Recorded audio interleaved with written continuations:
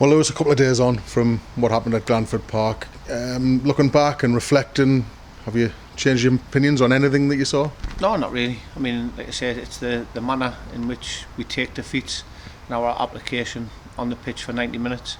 You know, a lot of people paid a lot of good money to come down and support us. We've got a great following, we've got a nucleus of really, really loyal fans.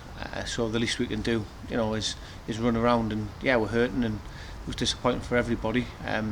We'll review it tonight at training, and then we put it to bed and obviously focus on a huge game come Saturday. And you know, we can't wait. You know, the players will be up for it. And I said on Tuesday, I guarantee it won't be the same type of performance. Well, hopefully we won't see that ever again.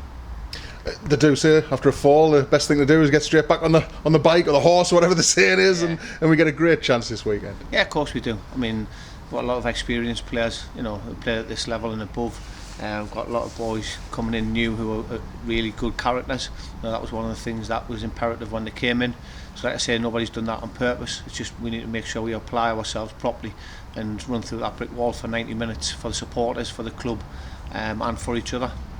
Like I said on Tuesday night, I think this is almost the ideal fixture in a way for us to get bouncing back, isn't it? To be honest with you, any fixture would have been good, right. Mark. You know, we just wanted to be playing football.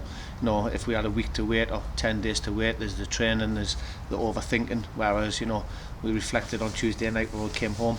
Had a day yesterday reviewing the game and putting a bit of a plan together how to approach the rest of the week. Spoke to Andy in depth and at length. Spoke to a few other people who've been absolutely fantastic, to be honest, because it's hard to process the defeat. If I were brutally honest, and if I'd have done it myself, I'd still be overthinking it now, you know, because we care, we want to do well for this football club and each other. So no, I mean, any game straight away, 2-3 days after a game like that, it's the perfect tonic really to get stuck in and really work hard and give ourselves something to be proud of again. Obviously there's going to be fire in the belly, there's going to be determination to put on a good display at the weekend.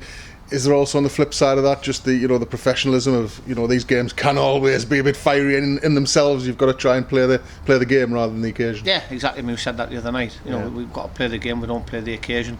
It's Darlington. It's arguably the supporters' biggest games of the season. You know, that's the first thing they think about, and it's probably the first fixtures they look for. You know, Darlow, Spennymoor, we're aware of that.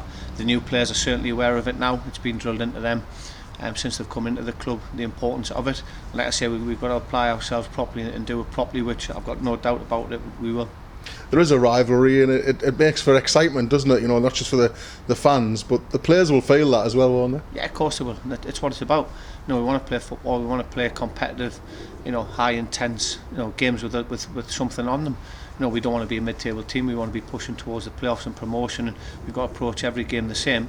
But certainly the games in the northeast, you know, we want to be top dogs around the northeast. We want to work hard, and you know, we want to have that sort of courage and bravery to get on the ball, to play, to go and win games, and play the right way, play in the right spirit, but be aggressive and be the top team in the northeast. But Blythe will say the same, Darlington will say the same, South Shields will be saying exactly the same. You know, it's all words. You know, we've got to actually start walking the walk, because we're definitely good at talking the talk, and now's the time to start walking that walk and showing people what we're about. And you know, we'll get back on track, and you know, we don't become a bad team overnight. You know, we're sitting fourth in the league.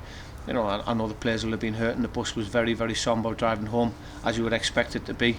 I'm expecting a really lively, focused group from now until Saturday. And like I say, it won't be for the want of trying. It hasn't been for the want of trying in the preparation. We definitely know what Darlington are about, but more importantly, we know what we're about, and we're focused on ourselves. And like I say, we're there to give ourselves a really good account of ourselves come Saturday.